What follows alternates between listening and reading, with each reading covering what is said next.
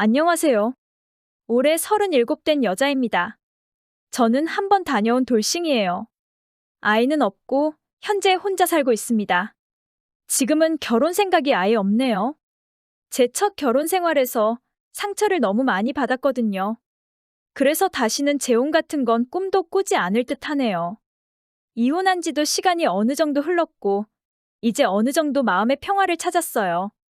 그런데 제 평화롭던 일상에 다시 악몽이 시작되었어요. 바로 전 시어머니 때문입니다. 저희 시어머니 이야기를 해볼까 해요. 글 쓰면서 시원하게 욕도 하고 쌓인 거 훌을 털어버리고 싶네요. 저는 33세 결혼을 했습니다. 전 남편은 36이었고 제가 근무하던 직장의 거래처 사장님이었어요. 편의상 남편이라고 쓰겠습니다. 회사를 다니면서 얼굴만 아는 사이가 됐다가 남편의 대시에 홀라당 넘어가 버렸네요. 그때 남편은 이미 결혼을 한 번 하고 이혼 경험이 있는 남자였어요. 게다가 남편에겐 이미 아이도 있었어요. 그때 2살이었으니 지금은 많이 컸겠네요. 처음엔 애딸린 이혼남이란 것에 선입견을 갖고 거부를 하다가 어른스러운 모습에 넘어갔죠. 젊은 나이에 사장인 것도 대단해 보였고 저보다 연상이라 자상한 어른의 모습이 너무 보기 좋았어요. 그리고 자식을 아끼는 다정한 모습도 너무 멋있어 보였네요. 그때 저는 눈에 뵈는 게 없었죠. 콩깍지가 단단히 씌워져서 그 사람의 이혼 상처까지 제가 보듬어 줄 수 있을 줄 알았어요. 그리고 그의 핏줄인 자식까지도요. 제가 참 미련했습니다. 욕하셔도 변명할 게 없네요. 남편 말로는 여자가 바람이 나서 이혼했다고 했는데 사실 그것도 다 거짓말이었죠. 이때는 몰랐지만요. 저희는 1년의 연애를 하고 결혼까지 하게 되었습니다. 아이가 가장 큰 걱정이었는데 다행히도 아이는 저를 잘 따랐어요. 엄마의 손길이 많이 필요할 나이라 그런지 제 손길에 금세 적응을 하더라고요. 하루아침에 애엄마가 됐는데 제가 뭘 할 줄 알았겠어요. 인터넷 뒤져가며 하나하나 배워나갔죠. 그땐 그 아이를 정말 제 자식이다 생각하고 키웠어요. 아이가 남편을 꼭 닮았거든요. 남들 눈엔 어떻게 보였을지 모르겠지만 저희 세 식구는 그때 참 행복했어요. 남편이 사장님이라 금전적으로 어려움도 전혀 없었고요. 오히려 풍족하게 살았죠. 저희에게 문제는 단 하나, 시어머니였어요. 어머님은 그야말로 아들에 대한 자부심이 대단한 사람이었어요. 남편이 이렇게 잘 사는 데는 어머님의 영향이 분명히 있었겠죠. 그건 인정합니다만, 그래서 저는 너무 힘들었어요. 남편이 결혼할 당시에 애딸린 이혼남의 입장이었고 저는 미혼녀였지만 어머님은 제가 부족하다 말씀하셨어요. 누구에게나 처녀인 제가 아깝다는 소리를 듣고 있었는데 단 한 사람 어머님만은 남편이 아깝다 우기셨죠. 그리고 그 마음은 시집살이로 이어졌습니다. 핑계는 참 많아요. 계모인 제가 손주한테 함부로 대할까봐 감시한다는 명목이셨죠. 허구한 날 저희 집에 진을 치고 사셨어요. 다행히 합가까진 안 하셨지만 거의 합가나 다름없었네요. 그때 집안일을 정말 많이 했습니다. 커튼 손으로 빨아본 적 있으세요? 세탁기가 아니라 손빨래요. 외식은 꿈도 못 꾸고 다 만들어 먹어야 했고 김이상궁 어머님 덕에 요리가 많이 늘었네요. 그리고 돈 문제가 가장 컸어요. 어머님은 아들이 사장으로 잘 먹고 잘 사는 것에 자부심이 컸던지라 저를 남편 등쳐먹는 꽃뱀 같은 존재로 여기셨던 것 같아요. 오히려 남편은 생활비로 일정 금액을 주고 터치를 전혀 하지 않았는데 어머님이 나서서 가계부를 쓰라고 난리도 치셨죠. 이건 남편이 막아줘서 다행히 쓰지는 않았어요. 집안일 때문에 몸이 고생하는 것뿐만 아니라 언어 폭행도 많이 하셨죠. 저만 보면 혀를 차며 아들이 아깝다 우는 소리를 하셨고 저를 로또 맞은 여자라고 부르셨어요. 남편이라는 로또 1등을 차지한 여자요. 그리고 시집살이의 강도는 점점 심해져 제가 견디지 못할 정도가 되었습니다. 남편이 제 옷을 사주는 날에는 뒤에서 온갖 욕을 다 먹어야 했어요. 남편 앞에선 안 하고 저만 있을 때요. 식사를 차리면 맛없다고 숟가락을 제게 던지신 적도 있어요. 물론 이것도 남편 없을 때요. 어머님이 남편 앞에선 착한 척 하셨지만 남편도 알 거예요. 어머님이 제게 어떻게 하셨는지요. 하지만 남편은 완전한 방관자였어요. 알면서도 모르는 척, 보고도 못 본 척. 자상한 남편을 연기했지만 실상 자기밖에 모르는 이기적인 남자였던 거죠. 자기만 눈 감으면 평화로우니까요. 그렇게 살다가 이혼까지 생각하게 되었어요.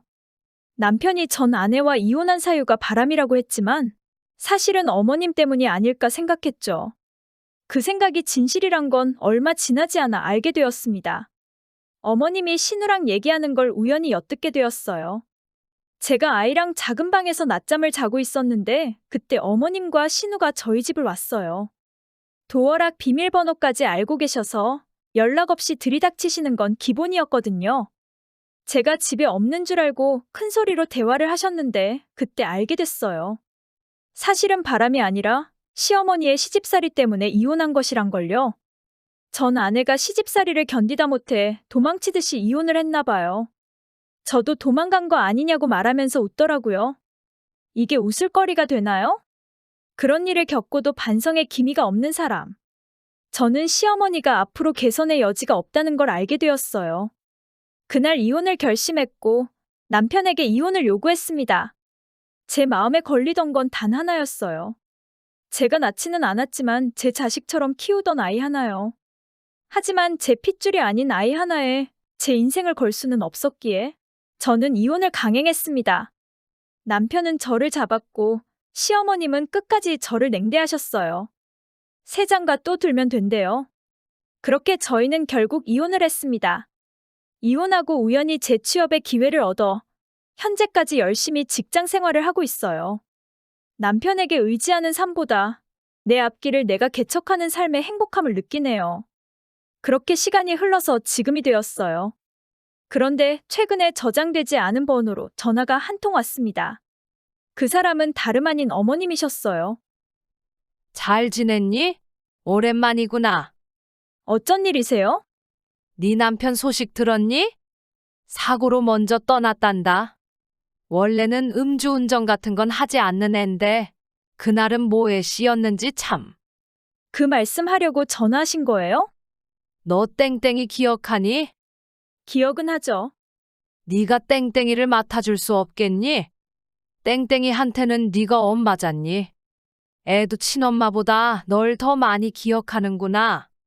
저는 땡땡이와 남이에요. 제가 맞는 건 말도 안 되는 일이에요. 어머님이 키우세요. 내가 나이가 몇인데 애를 키우겠냐. 사람 쓰세요. 아드님이 돈 많이 벌어뒀잖아요. 그래서 말인데 내가 너한테 매달 돈도 보내주마. 한 달에 50만 원 어떻니? 남편이 그 정도밖에 남겨두진 않았을 것 같은데요? 저한테 고작 한 달에 50만 원 줄 테니까 애 봐달라는 말씀이세요? 그럼 100만 원 정도면 어떻니? 남편이 남긴 전 재산 주시면 생각해 볼게요. 제가 피 한 방울 안 섞인 전 남편의 아이를 키운다는 게 말이 되나요? 그리고 요즘 50만 원으로 어떻게 시터를 구하나요? 가족도 50만 원 받고는 애 안 봐줄 것 같은데요. 어머님이 애는 버리고 남편의 재산만 가지시려는 게 눈에 보여서 전 재산을 달라고 해봤습니다. 물론 전 재산을 준데도 애를 키울 자신은 없었지만요. 돈밖에 모르는 분이니 돈 얘기를 하면 본색을 드러내실 것 같았어요. 역시나 어머님은 화를 내셨습니다.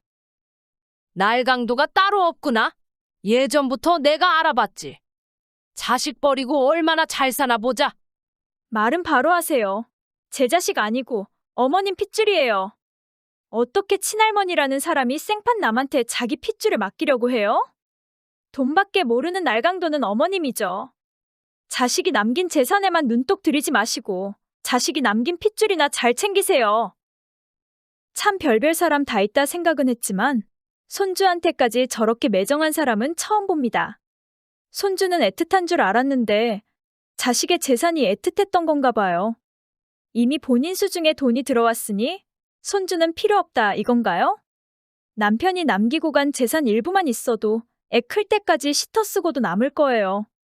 그거 아까워서 저한테 연락을 하셨나 봅니다. 저런 할머니 밑에서 자랄 아이가 걱정은 되지만 제가 어떻게 해줄 수가 없잖아요. 저도 제 인생 살아야 하니. 안쓰럽지만 어쩔 수 없죠. 저는 미련한 선택으로 잠시나마 후회스러운 삶을 살았지만 지금이라도 벗어난 것에 감사하려고 합니다. 이제라도 제 인생 저를 위해서 열심히 살아보려고요. 글 쓰고 나니 제 속은 후련한데 들으시는 분은 답답하게 느끼셨을지도 모르겠네요. 저 정말 열심히 살게요. 긴 글 읽어주셔서 감사합니다.